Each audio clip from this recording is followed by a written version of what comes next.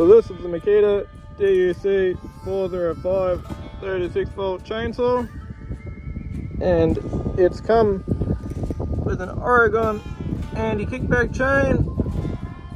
I've used it a bit in some softwood. I've given it a go on the hardwood, and it's a bit disappointing.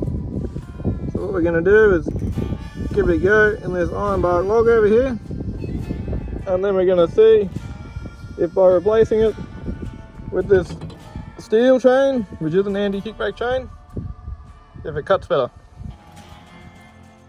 So this is an ironbark log. It's got a hollow in the center of him. We use these as branding blocks. We light a fire in the middle, and then we use them to heat up the brands for when we're branding cattle.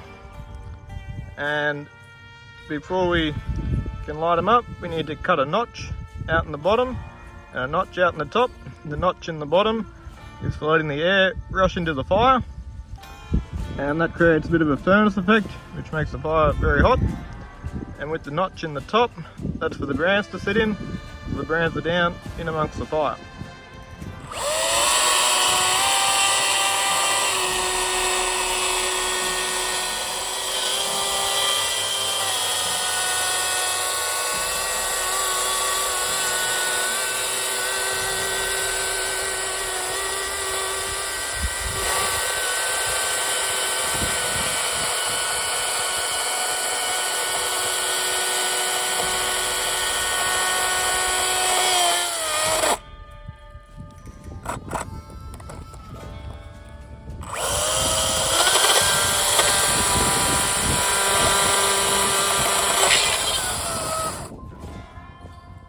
As you saw, the Makita chainsaw had a lot of trouble cutting into the log, even though that chain was freshly sharpened.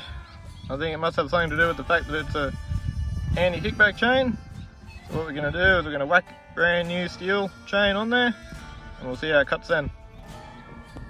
So the one on the bottom here is the Oregon chain, and if you have a look at the depth control, or I call them rakers, but I've been told that's wrong.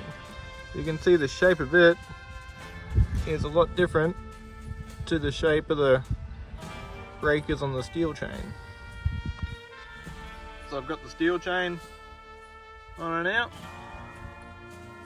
The Stihl chain didn't quite fit on the Makita cutter bar, so I've got an old Stihl cutter bar installed on the chainsaw now too.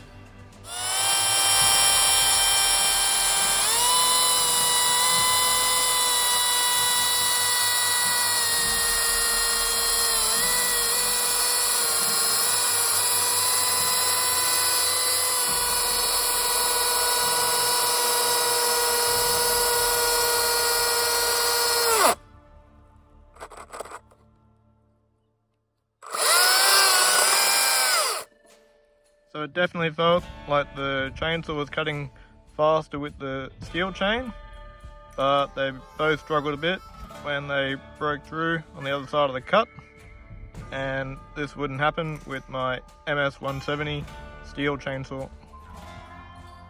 So we'll see how both chains go, cutting this chunk of wood out down from the top.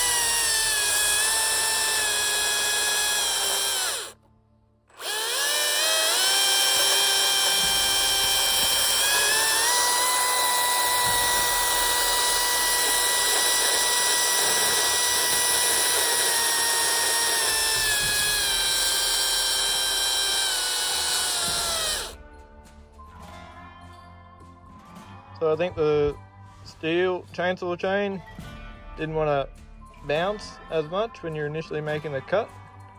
Having the chain want to bounce is pretty frustrating, especially when you're trying to do neat work, like you're trying to cut a joggle into a fence post, or you're trying to cut up some boards off real nice for using in a gate. So I reckon once you've worn out that Oregon chain that comes with the chainsaw, you should toss him away and you should go in and buy yourself a Stihl chain, because I think you'll be much happier with it.